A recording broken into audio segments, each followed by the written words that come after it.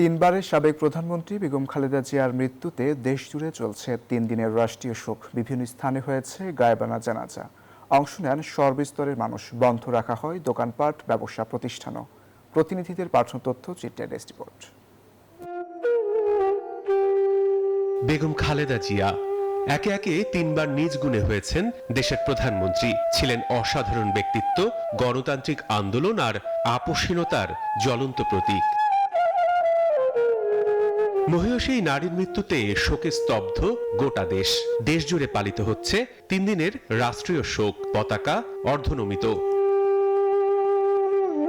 বুধবার দুপুরে চট্টগ্রাম নগরীর জমিয়াতুল ফালা শাহী জামে মসজিদ প্রাঙ্গণে অনুষ্ঠিত হয় গায়েবানা জানাজা। জাতীয় শোক দিবস বলে আমরা সবকিছু বন্ধ রাখছি।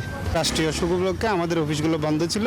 বৃহস্পতিবার বাদ জোহর বগুড়ার গাবতলীতে বেগম জিয়ার শ্বশুরবাড়িতে হয় গায়েবানা জানাজা। অংশ নেন সর্বস্তরের মানুষ। বন্ধ রাখা হয় দোকানপাট, ব্যবসা প্রতিষ্ঠান। ওনার ইন্তেকালে আমরা গাবতলীবাসী সবাই খুবই শোকাহত। এতিম ছাত্ররা তার জন্য কোরআন শরীফ পড়েছে, মহিলারা তার জন্য রোজা রেখেছে।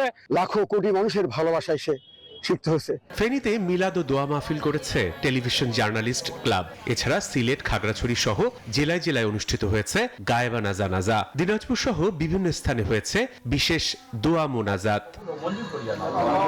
Desk report, news 24।